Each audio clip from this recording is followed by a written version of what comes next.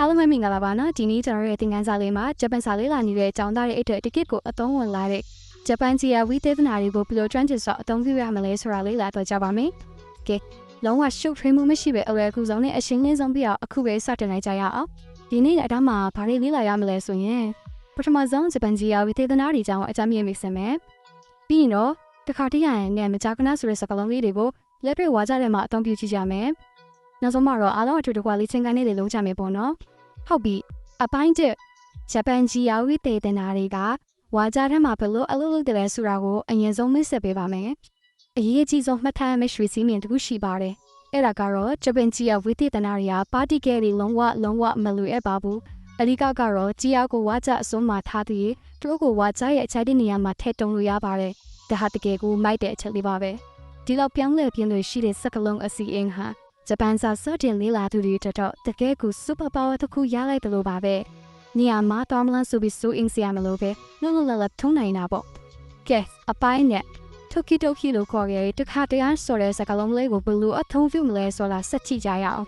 ဒီနေ့တော့ကျွန်တော်ရဲ့ပထမဆုံးဝဟာရလေးကတော့တိုကီတိုကီဖြစ်ပါတယ်မြန်မာလို့ဆိုရင်တော့တခါတည်းလို့အတိပေးရပါတယ်နော်ဥပမာလေးကြည့်လိုက်ကြစို့တိုကီတိုကီအနီမေကိုမိမစုဆိုတဲ့ဒီဝါချာလီမှာညီနေတိုင်းပဲတိုကီတိုကီအနောက်မှာအဖိုးပါတီကတွေလုံးဝမပါပါဘူး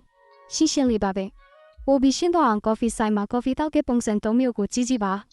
ဒီတိုကီတိုကီလေးကိုဝါကြရဲ့ရှေ့ဆုံးမှာထားအလဲမှာထားကြီးရရဲ့ရှေ့ကရမှန်ပိုင်ထားအဒီဘဲကလုံးဝမပြောင်းထားပါဘူးအရန်ကိုအဆင်ပြေတယ်မဟုတ်လား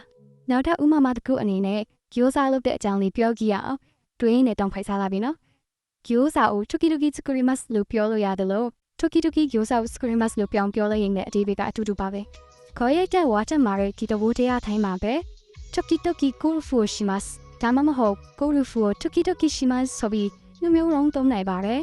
တတရှိမင်းကယူရှိမီစနစ်တကျရှိလာပါတယ်အပိုင်း၃ကိုဆက်သွားကြမယ်ဒီတစ်ခါတော့ယူကုလို့ခေါ်တဲ့မကြာကနဆိုတဲ့စကားလုံးလေးကိုလေ့လာကြမယ်နော်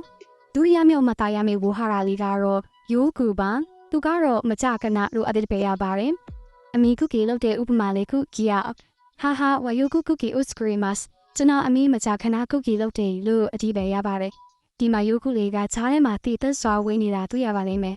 စောစောကတိုကီတိုကီတုံးကလို့ပါပဲဒီယုကုဟာလည်းဝါကြရဲ့အတိတ်ဖေကိုမပြောင်းလဲစေပဲမိမိအဆင်ပြေတယ်လို့နေရာရွှေ့ပြောင်းနိုင်ပါပဲဝါကြအစာမှာဖြစ်စေအလဲမှာဖြစ်စေကြည်ရာရှစ်မှာဖြစ်စေလထားပြီးတုံးလို့ရပါတယ်အတိတ်ဘီယာတောက်တဲ့အကြောင်းပြောရတဲ့အခါမှာလည်းဒီစီးနင်းကအမှန်ကန်နေစေပါပဲချီဝါယုကုဘီရိုအိုနုံမီမဆိုပြီးလဲကူကူပဲဝါကြကိုဒီဆောင်လိုက်ရုံပါပဲအမပါတော့မလားဆိုပြီးလုံးဝစိတ်ပူစရာမလိုပါဘူးအခုနောက်ထပ်ယုကုကိုသုံးပြီး smartphone နဲ့တပုံရိုက်ပြီးဝါကြလေးကိုဖတ်ကြည့်ကြအောင်ယုကု smartphone တဲ့写真を撮りますပေါ့နော်ဒီနေရာမှာအဖို့စုဘောတူတာလေးတခုပြပြချင်ပါတယ် smartphone ဆိုတာ smartphone ကိုအတူကောက်ခေါ်တာဖြစ်ပြီး the vertical ကတော့မိမိအသုံးပြုထားတဲ့ကိရိယာသို့မဟုတ်နည်းလမ်းကိုရင်းညွှန်းဖို့ဒုမနာဖြစ်တယ်ဆိုတာလေးတတိပြုပေးပါနော်အပိုင်းလေးရောက်လာပါပြီအခုလေ့လာခဲ့တာတွေကိုအားလုံးအတူတကွလေ့ကျင့်ပြီးဝါကြရီကိုဘာသာပြန်ကြည့်ကြရအောင်ကိုယ်တိုင်ဝါကြတီစောင့်တော့မေးဆိုရင်ဒူယူရှိနဲ့အစစ်လေးစင်ကိုတာလိုက်တာပါအတိအကျဘာသာပြန်ဆိုနိုင်ပါလိမ့်မယ်အဆင့်1ကထာကိုအရင်ရှာပါအဆင့်2ကံပုတ်နဲ့ဗာတီကဲကိုတွဲပါအဆင့်3ကြေယဝိသေသနာကိုစိုက်တဲ့နေရာမှာထားပါနောက်ဆုံးအဆင့်နဲ့ကြေယကိုဝါကြအစုံမှအမြဲထားပါဒီလောက်ဆိုရပြီလေကျောင်းသားတို့အမြဲတရရမှာကစကလုံးတွေကိုမှန်ကန်တဲ့ပါတီကတွေနဲ့တွဲဖက်အသုံးပြုတတ်ဖို့နဲ့ကြေယတွေကိုဝါကြရဲ့အစုံမှအမြဲထားဖို့ကဒီတတကိုကျွမ်းကျင်ဖို့အတွက်အဓိကတော့ချက်ပါပဲလုံးဝမမေးပါနဲ့နော်ကဲအင်ဇာနေနဲ့အားလုံးကိုဝါကြအသက်3ကျောင်းလောက်ရှစ်ပတ်လို့ကိုယ်တိုင်ဘာသာပြန်ကြည့်ဖို့တိုက်တွန်းချင်ပါတယ်ရဲဝမ်းဝလုပ်ချီပါနားမလဲတာခက်ခဲလာရှင်ရဲ့လေအချိန်မီရေးဆရာကိုမေးမြန်းနေပါတယ်နော်အခုဆိုရဲကျောင်းသားတို့အနေနဲ့ဒီလောက်ပြောင်းလဲပြီးလို့ရှိတဲ့တိုကီတိုကီနဲ့ယုတ်ခုကိုသုံးပြီးကိုပိုင်ဂျပန်ဝါကြတွေကိုဒီဆောင်နိုင်ပြီပဲဖြစ်ပါပြီဒါဆိုရင်ဒီ super power အတလေးကိုသုံးပြီးတော့ပထမဦးဆုံးပိုင်အကြောင်းအရာကိုဂျပန်လိုပြောပြချင်ပါတယ်လေကိုယ်တိုင်စဉ်းစားပြီးဆက်လက်လေ့လာစူးစိုင်းကြည့်ကြပါဦးအားလုံးပဲကျေးဇူးတင်ပါတယ်